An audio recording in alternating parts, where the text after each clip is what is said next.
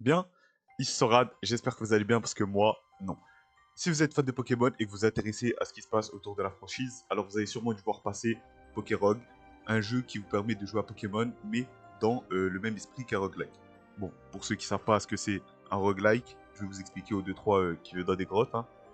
Un roguelike, c'est tout simplement un espèce de die retry où vous jouez dans un donjon, mais à chaque mort, vous rejouez dans ce même donjon, mais d'une manière différente. Par exemple, la première partie, vous allez faire une partie, un chemin. Vous allez, par exemple, arpenter le chemin A. Vous allez mourir, boum, et vous allez arriver, votre deuxième partie, vous allez arpenter le chemin D. Même si c'est dans le même donjon, dans le même endroit, vous n'allez pas utiliser la même route que vous avez utilisée à votre précédente partie. Comme roguelike connu, on peut citer notamment Hades, Dead Cells, ou alors le très fameux Binding of Isaac, qui est vraiment, je pense, l'un des roguelikes les plus connus du monde. Bon, concernant Pokérogue. Alors, le jeu, pour ceux qui n'ont jamais joué, il se présente comme ça. Tout d'abord, on a une liste de Pokémon. Bon, au début, on peut choisir que nos starters. Et chaque Pokémon est donné une valeur allant de 1 à 5 en fonction de la puissance du Pokémon. Par exemple, Aspico a une valeur de 1, alors que Dialga, il a une valeur de 5. Tu vois.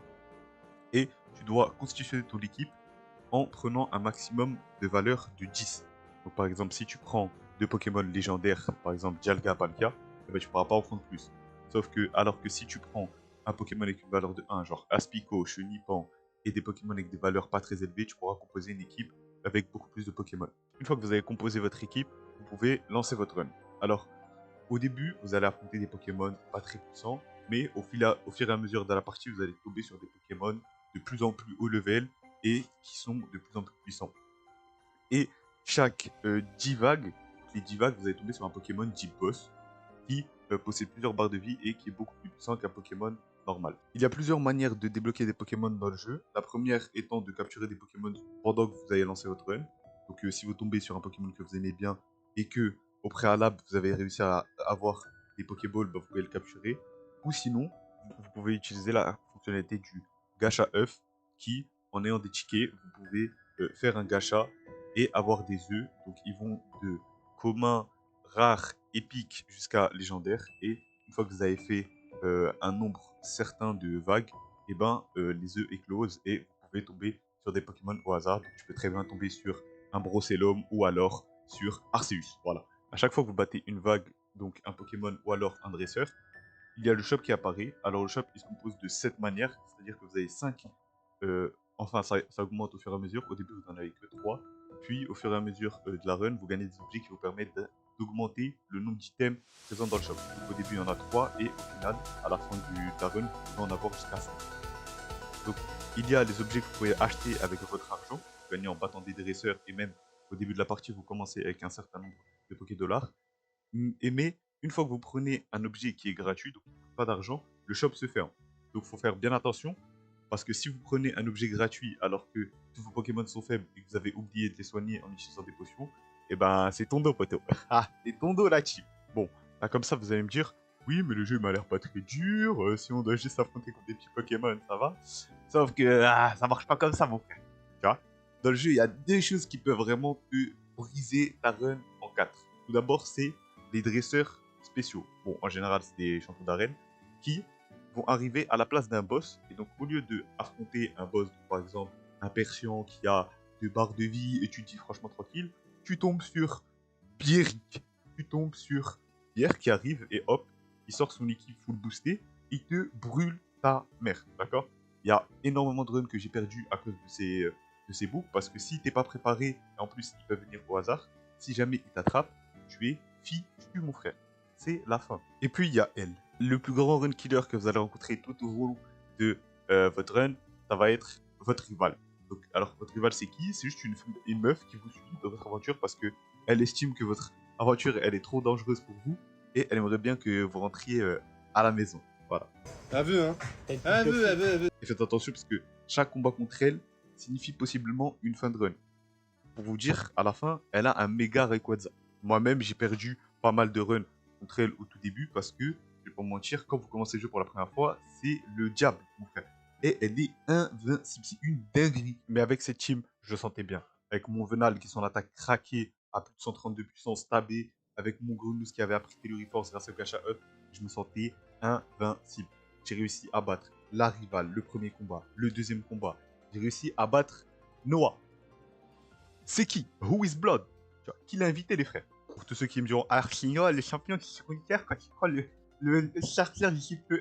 Il y a OGS, le Pokémon Nord est là. Quand t'as fait un truc, tu vois, cherche quelque chose qui peut te faire rendre utile à la société de nos jours, s'il te plaît. Hormis les combats vraiment importants tels que Rival et les dresseurs qui peuvent arriver à la place des boss, la run, elle se passe tranquillement, c'est juste des petits Pokémon. Il n'y a pas grand chose qui te fait un peu suer du trou de balle. Mais là, on arrive au deuxième plus grand run killer du jeu, les frères. Vous allez me dire, mais c'est quoi? Le Rival à la vague 145. Alors vous allez me dire, mais qu'est-ce qui la rend si coriace, si tenace? Et ben ça, je vais pas vous mentir que tout, en fait. Déjà, elle lead avec un Pagaléon Terra Crystal qui a une barre de vie de boss. Déjà, rien que ça. Hein, voilà. Des Pokémon de fou tels que Bazookan, Trioxydre qui arrache le cul, mon frère. Mais elle fameuse parce qu'on la pâtisse pour rien, les frères. Rayquaza. Bon, il n'est pas encore méga, vous allez me dire, mais Rayquaza avec une barre de vie de boss, bon, voilà. Ça fait un peu mal. Bien évidemment, vu que je suis le personnage principal et le protagoniste de mon histoire, je l'ai arraché. Mais une fois que vous passez cette première pierre, on arrive au sans blague plus grand run killer du jeu, les frères. Une fois que vous arrivez à la vague 180, vous enchaînez un conseil 4, donc ça peut être celui de n'importe quelle région, donc ça peut être ON, Sino, etc. Et vous finissez avec un maître de la ligue. Moi, en l'occurrence, pour toutes les runs que j'ai fait, c'était Pierre, donc j'imagine que c'est Pierre à chaque fois. Ou alors peut-être que je peux tomber contre Peter, Iris, je sais pas. On commence par Clément. Donc là, c'est le conseil des 4 de Joto, pour ceux qui ne l'avaient pas vu. On commence par Clément qui, je vais pas vous mentir, me fait absolument pas peur. Quand je l'ai vu vraiment, je me suis dit, ça va, tranquille. Tu vois, j'ai un Jimoré, un Amphinobi dans l'équipe. Qu'est-ce qui peut mal se passer? J'arrive même à, avec Amphinobi, éliminer son Staros. Même si notre Coco m'a surpris, je pensais pas qu'il allait speed time mon Amphinobi. Je pensais personnellement que Amphinobi était beaucoup plus rapide, mais apparemment, notre Coco a 1 milliard de vitesse. Je savais pas. Même si bon, j'imagine que ce sont sûrement EV et IV. Mais une fois que je vous ai raconté tout ça, qu'on a bien posé les bases, que dans vos têtes, Clément, je suis en train de lui tartiner les fesses. 1, 2, ça repart. Je vais devoir vous expliquer la plus grande erreur que j'ai fait dans cette run, simplement. Une erreur qui m'a coûté ma run. Bon, vous allez pas le voir maintenant, mais elle m'a quitté la run. Comme vous pouvez le voir, le sun a été posé. Il a été posé par notre Coco. Et normalement, dans un cas de situation pareil, quand tu possèdes un Pokémon feu sous sun, normalement tu sweeps la personne. Encore plus quand c'est Clément du conseil 4 qui ne connaît personne. Mais malheureusement, vu que je suis un tocard, et ben j'ai pris un Flambuzarre. Et le problème avec Flambuzarre, c'est qu'il pue sa mère. Voilà, il est trop nul ce Pokémon. Et il est éteint, j'ai jamais vu ça. Déjà, il avait la même attaque feu du niveau 16 au niveau 150, les frères, d'accord? Pendant 140 niveaux, ce bâtard, sa seule attaque feu, c'était Nitro-Charge. Hein, une attaque à 62 puissance. Quand tu affrontes des Pokémon, ils sont là, ils sont niveau 184, c'est des légendaires. Ils ont 4 barres de vie. Nitro-Charge, ça pue sa mère, mon couille. Hein, donc, j'ai dû lui apprendre notre attaque feu. Ce qui est bout de feu. Mais le problème avec bout de feu, c'est que quand tu utilises 2 fois l'attaque, et ben tu meurs. Donc le Pokémon, normalement, il y a des gens, ils sont là, ils ont des Brasigali. Ils sweep le mec avec turbo au pied brûleur. Et ben moi, mon Pokémon, il pue sa mère. Et il s'est fait. Il a même pas pu tuer quelqu'un. Il a tué notre Coco et il s'est fait éteindre par Mouchana, les frères. Eh, je vous jure, c'est pas une vie, wesh. Oh non, c'est trop. Carrément, j'ai dû finir le combat avec Noisy, les frères. Je sais pas si on se rend compte de la folie. Mais bref, après avoir éteint Clément, on arrive contre Koga. Bon, vous pouvez le voir, comme vous pouvez le voir, en vrai, c'est un peu. Ah, on connaît des troubles, des difficultés financières. Hein, mais bon, si on arrive à sweep Koga et le battre sans le moindre KO, normalement, tout devrait bien se passer. Bon, comme vous pouvez le voir, il m'a arraché ma mère. Hein. Il me reste que 3 Pokémon et tout le reste sont affaiblis. Mais bon, vu que Mamouchon, le roi de la run, il m'a porté tel un sac, un homme qui porte sa femme, j'ai pas d'autre allusion, mes frères. Il a réussi à éteindre Koga, qui est de type poison, et bah Mamouchon est type sol. D'ailleurs, Mamouchon ultra rapide. Je pensais pas qu'il était aussi rapide ce Pokémon, mais apparemment, il est plus rapide que des Pokémon comme Migalocé. Je sais pas d'où ça sort, mais bien joué, frère. Alors, je viens de me rendre compte au montage que j'ai pas mis Koga, mais en fait, son combat, je vais pas mentir, il était vraiment trop, il était trop nul. Ça, pour la Koga, tu pues. Quand t'es pas dans des teams comme dans Radical Red où t'as des Asians, des Pokémon légendaires comme ça, et t'es trop éteint, mon frère. Ça, avec tout le respect, hein. Carrément, j'ai oublié, genre. J'ai même pas vu, j'avais même pas remarqué mon montage, le frérot a disparu. C'est de la dinguerie, quand même. Bon, je vais pas vous mentir, Manon, Motisma, il a brûlé, hein. Ça, j'ai enchaîné hydrocanon, coup de jus. Elle avait flou la cousine, son démolos, je l'ai inondé. C'était du taf de grand maître. Bon, les frères, maintenant, on arrive au pinacle, à quintessence, l'essence, le vrai problème de toute cette run. Parce que le conseil des 4, ça va. Une fois que tu es préparé, une fois que tu le fais, ça va. Mais là, on arrive au vrai problème, monsieur Pierre Rochard. Hein, son père est PDG, les frères. D'accord? Il ne rigole pas. Et sans mentir, il m'a arraché, il m'a détruit. Ah, voilà. Ah, il m'a détruit. Parce que quand le seul Pokémon qui touche toute son équipe, c'est ton Mamochon. Parce que, comme je l'ai dit précédemment, c'est un Flambuzard qui pue sa mère, mon frère. Il pue la... Eh ben, c'est pas facile de toucher Palkia, une équipe Timati. Même si j'ai failli le battre. Hein, il lui restait un Pokémon. Palkia à gérer. En plus, j'avais plus d'argent. J'avais plus de Pokémon. Il restait que Mamochon. Il était là, il était tout seul. 4 PP. Ah, c'est pas facile, les frères. Je vais pas vous mentir. Donc voilà, il m'a brûlé. J'ai trop la haine. Je dois recommencer ma run. Mais même si j'étais déçu, je me sentais encore motivé. Et je me sentais encore plus motivé. Parce que, ben, je savais que je pouvais le battre. Tu vois. Je suis parti contre le Conseil 4, contre Pierre, sans préparation. Et il lui restait qu'un seul Pokémon. J'ai failli réussir. Donc, je me sentais d'aplomb. Je me sentais comme un homme. J'ai refait une run. Bam. Je me suis fait 6-0 par un Pyrax. Parce que je tombais contre le frérot de type insecte de l'arène de Sino. Mais c'est pas grave, d'accord. Je suis tombé contre le frérot insecte de Sino. Il m'a brûlé. Un Pyrax m'a 6-0. Je me suis fait arracher. Mais c'est pas grave. Après avoir fait une autre run, on est de retour contre les monstres. Cette fois-ci, c'était le conseil de 4 de celui d'OL. Donc même si ils font personne fait peur, je vais pas vous mentir que l'enchaînement Aragon, Pierre, il fait suer. Ah, il y a des petites gouttes qui tombent, les frères. J'ai l'arrêt très humide, je vais pas vous mentir. On commence tout en premier avec Damien. Et j'avais une technique, parce que vu que j'avais un samouraï dans mon équipe, je me suis dit, oh, je vais spam escarmouche. Sauf qu'en fait, escarmouche, ça marche comme bluff. Et ben, du coup, tu peux pas spam l'attaque, en fait. Genre, ça marche premier tour et après, ça, c'est nul. Et vu que samouraï, il est long, et il court pas vite, tu vois, il est très très lent. Ben, ça a tombé quand même à l'eau. J'ai quand même réussi à le battre parce que Jimore possède l'attaque la plus forte du jeu, Griffunest. L'attaque est trop craquée, les frères. Je vous jure qu'une attaque poison 80 de puissance sur un Pokémon qui tape vite et fort, et en plus, l'attaque, elle peut endormir, paralyser, empoisonner, geler, brûler, elle peut tout faire l'attaque. Oh, c'est un couteau suisse de fou. Donc, je vois, à moitié, on l'a passé sans trop de problèmes, Damien. Tu vois. Et même, c'était pas très compliqué. Bon, Spectral, je vais pas mentir, je vais pas me faire chier à montrer le combat parce que ça, Pandarbar, Dimoré, très très efficace contre elle. Hein. Je l'ai éteint. Hein. Tranche-lui, Machouille, bon. C'est pas. Ah voilà quoi. C'est pas très dur. Alors contre Glacia, je pensais que ça allait se passer comme Spectra parce que j'ai Noacier, il a Malédiction, Gyrobal. Je me suis dit, bon, voilà, 1 plus 1 égale 2, contrôle passe, ça va se passer très rapidement. Sauf que bah, je me suis fait freeze. Voilà, hein. On aime le axe. Et en plus, elle avait un combo Mamochon ou low class qui était trop chiant parce que Mamochon est immunisé au type électrique et low class a Absorbo, qui fait que quand tu essayes d'en attaquer un, elle switch sur l'autre. Mais bon, à partir du moment où tu as tué un des deux Pokémon avec, je sais pas, une attaque combat, et ben, tu le roules vraiment dessus. Donc ça va aller. Bon, maintenant on passe au réel problème de ce conseil des 4 parce qu'avant, ça allait. Mais là, maintenant, on passe à Aragon avec sa type full type dragon. Donc déjà dans le jeu de base, quand tu l'affrontes, il a des Pokémon niveau 50 et toute son équipe dragon, elle te fait peur. Là, on est frère, les Pokémon ils sont niveau 180, ils ont des attaques de fou, ils sont EV, IV, ils ont 15 items. Parce que oui, tu peux tenir plusieurs items dans Pokéroll.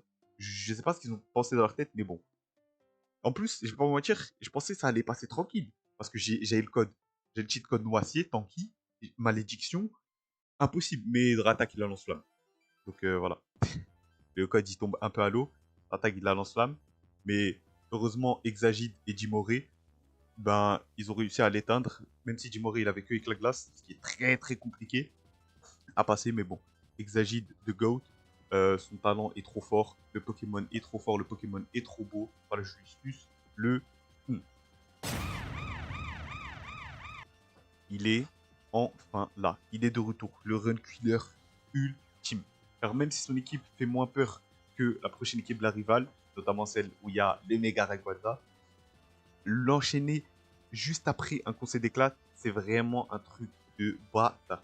Alors je sais que j'ai fait une grande tirade pour dire à quel point il est chaud, mais en vrai, quand vous êtes bien préparé et que tu sais qu'est-ce qui t'attend, je vais pas mentir, c'est pas très dur parce que tu sais que sa plus grande menace, c'est pas le cas. Metalos et Yann Mega. Parce que Yann Mega, il a turbo, il peut vite te sweep, il fait très mal. Et surtout dans des ROM comme ça, en général, ils aiment trop boost les stats du Pokémon. Ce qui fait que le frérot, c'est littéralement le diable. Mais bon, vu que c'est une quiche, il a spam bourdon sur Samouraï avec Yann Mega. Je sais pas pourquoi. M'explique. Même moi, je sais pas. Aujourd'hui, là, le jour du 7 septembre, je ne sais pas pourquoi il a spam bourdon contre Samouraï alors qu'il aurait juste pu faire lame d'air et m'arracher. Donc j'ai réussi à gérer Yann Mega avec Samouraï. J'ai mis mon combat avec Samouraï parce que je pensais que Palkia allait m'attaquer. Il m'a pas attaqué, il m'a attaqué sur le tour d'après. Fait que ben c'est pas sur Rift. Bah, j'ai raté mon occasion de gratter des PV avec Samouraï. Mais bon, ça va parce que Noacier il s'est dermure.